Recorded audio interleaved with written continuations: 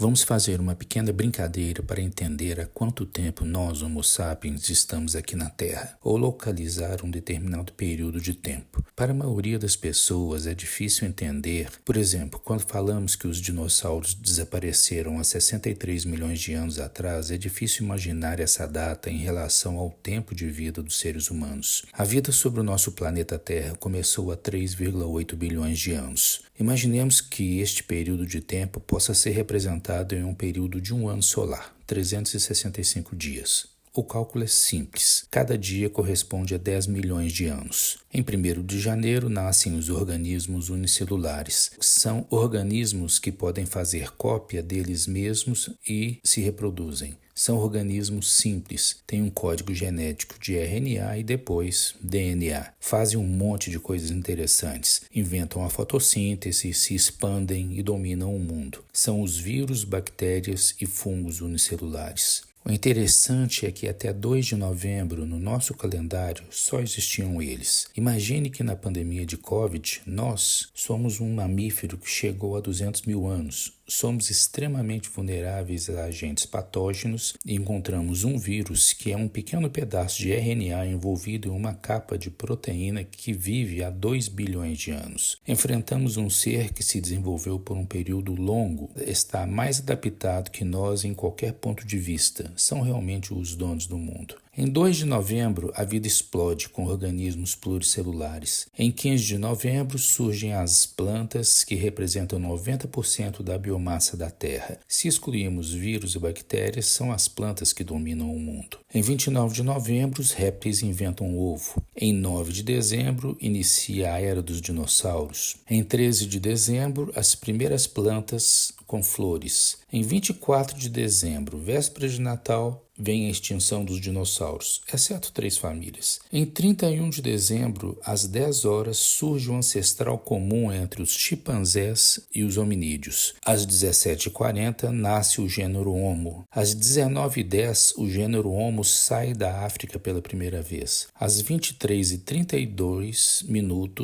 nós, Homo sapiens, chegamos quando faltam apenas 28 minutos para a festa de Réveillon. Somos uma espécie muito nova, mas fizemos muitas coisas grandes para o bem ou para o mal nesses 28 minutos do nosso calendário. Antes de continuar, vou parar um pouquinho para explicar um conceito importante. A escala de tempo geológico representa a linha de tempo desde a formação da Terra até o presente. É dividido em éons, eras, períodos, épocas e idades, baseando-se nos grandes eventos geológicos da história da Terra. Esses eventos deixam marcas no solo terrestre que caracterizam um determinado tempo. É uma escala complicada, extensa e sem consenso. Hoje falaremos em antropogênese, mas o que é isso? O termo foi criado por Paul Crutzen em 2000. Refere-se a uma época recente, atual, na qual o Homo sapiens se transforma em uma força geológica em larga escala. Ou seja, somos capazes de deixar uma marca na crosta terrestre. Os críticos do termo antropogênese argumentam que é difícil, se não impossível, definir uma época específica em que os humanos começaram a influenciar os estratos das rochas, marcando o início de uma nova era. Um grupo defende que a era antropogênica começou com o surgimento do Homo sapiens, há 200 mil anos. Outro grupo, incluindo Paul Crutzen,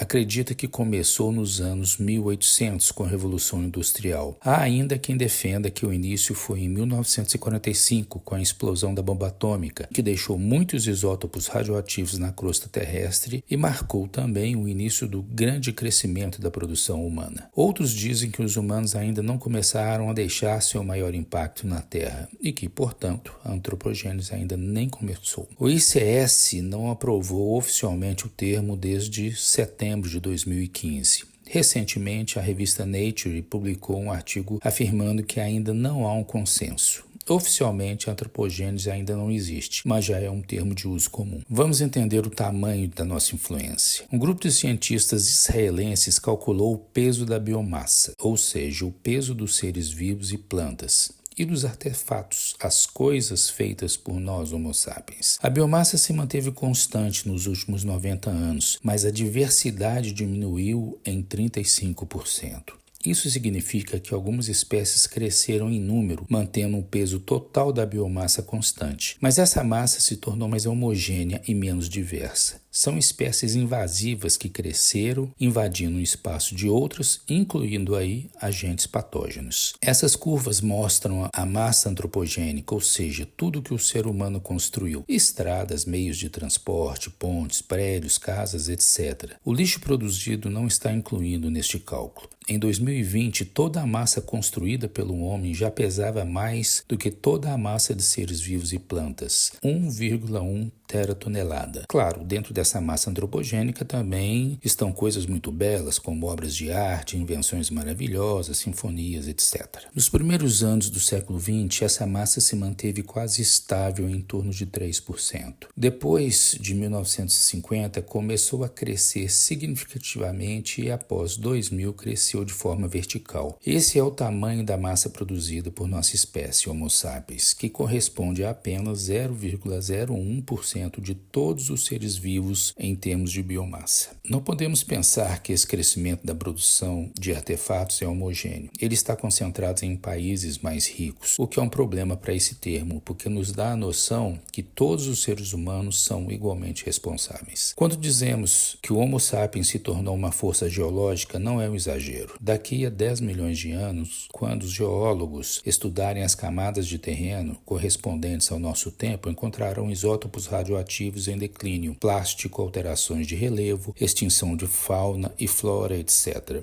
Vamos observar uma curva, o crescimento da população. Ao olhar para essa curva, surge uma pergunta: qual é a população máxima que a Terra pode sustentar com os recursos naturais? Para responder a essa questão, precisamos considerar o padrão de consumo predominante na sociedade. Segundo o professor Fernando Mazzini, da Universidade Federal do Rio Grande do Sul, quanto mais desenvolvido economicamente é um país, mais áreas naturais ele consome. A quantidade populacional máxima varia de acordo com os hábitos de cada país. Hoje somos 8 bilhões de pessoas. Com o padrão de consumo norte-americano, a Terra poderia suportar até 1,3 bilhão de pessoas. Já com o padrão haitiano, esse número seria de 23,8 bilhões. Mazzini destaca que, embora o padrão de consumo haitiano permita o maior número de pessoas na Terra, comparado ao norte-americano, ele não é ideal, devido à falta de acesso da população haitiana a vários recursos. Em 2019, uma pesquisa da Organização Internacional Global Footprint Network apontou que seriam necessários 1,7 planetas semelhantes à Terra para sustentar a população mundial, seguindo o padrão de consumo da época. Em 2020, devido a consequências da pandemia do coronavírus, que forçou mudanças do modo de vida e do modelo de produção, esse número caiu para 1,6. No entanto, em 2021, o valor subiu novamente por 1,7. Mas como é calculado? Você já ouviu falar de pegada ecológica? O termo pegada ecológica foi criado em 1990 pelos cientistas canadenses Mats Wakernagel e William Rees. É uma forma de medir os recursos naturais que seus hábitos cotidianos exigem. O resultado é dado em quantidades de planetas Terra, ou seja, quantos planetas seriam necessários para suprir seu estilo de vida. A pegada ecológica de um país, portanto, será uma média das pegadas ecológicas de sua população.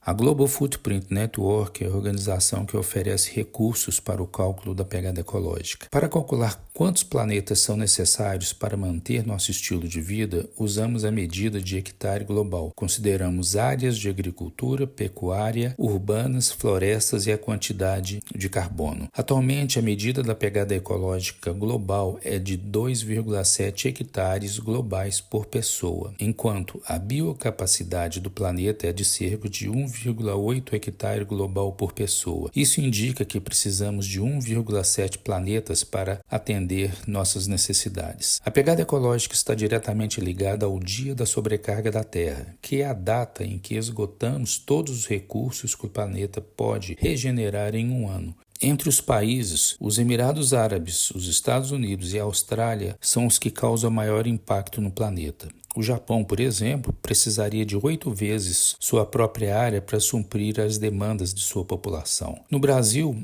a média é de 2,9 hectares globais por habitante, um pouco acima da média mundial, de 2,7.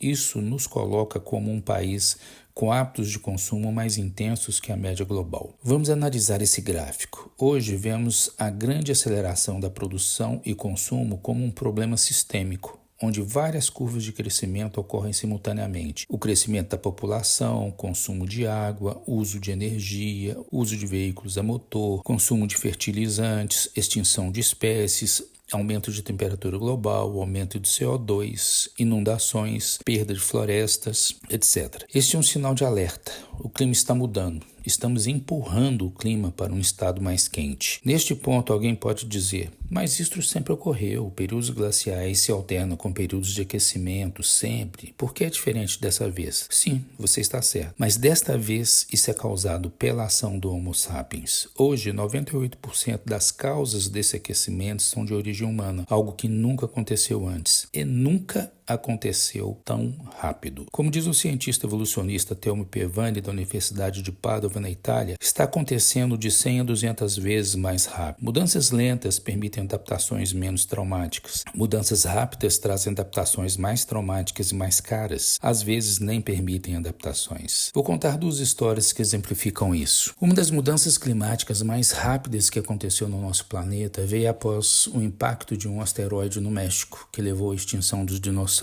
Imagine um impacto colossal que levantou muita poeira, interrompeu a fotossíntese em vários pontos e mudou completamente a cadeia alimentar, levando à extinção de 78% de todas as espécies. Como sempre, nesses casos, o topo da cadeia alimentar sofre mais. No caso, os dinossauros foram quase todos extintos. Restaram 3 famílias, uma delas deu origem a nossas aves. Mas toda essa catástrofe demorou 300 mil anos para se concluir. Faz pensar, não. 300 mil anos não foram suficientes para haver uma adaptação e preservação de 78% das espécies. Mas isso pode acontecer com nós, seres humanos. Uma pesquisa recente mostrou que entre 930 mil e 813 mil anos atrás, houve uma mudança climática acentuada e longa, um período glacial que durou 90 mil anos e levou à extinção de 98,7% do gênero Homo, o nosso gênero. Esse gargalo durou 117 mil anos. No futuro, não poderemos dizer que essas crises nos pegaram de surpresa.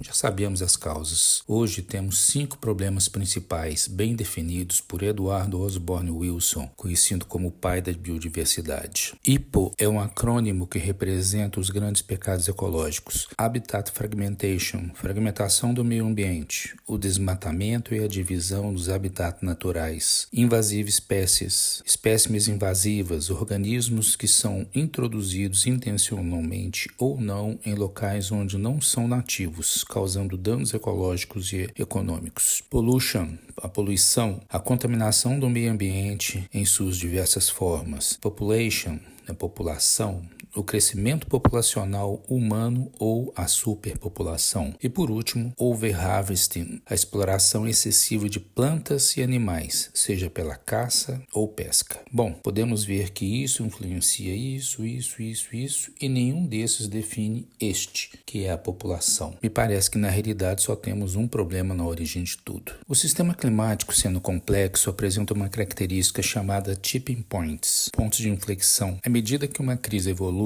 chega-se a um ponto em que o processo se acelera, ela se alimenta dela mesma. Por exemplo, o aquecimento global derrete o gelo nos polos, expondo áreas mais profundas do gelo, que são escuras e absorvem mais calor, acelerando ainda mais o derretimento. Este é um mecanismo de amplificação, não é um mecanismo catastrófico, mas que acelera o processo. Outro ponto importante é que os tipping points estão interligados, um desencadeando o outro. Hoje estamos deixando para nossos filhos, além da herança genética darwiniana e da cultura, uma terceira herança, a herança ecológica.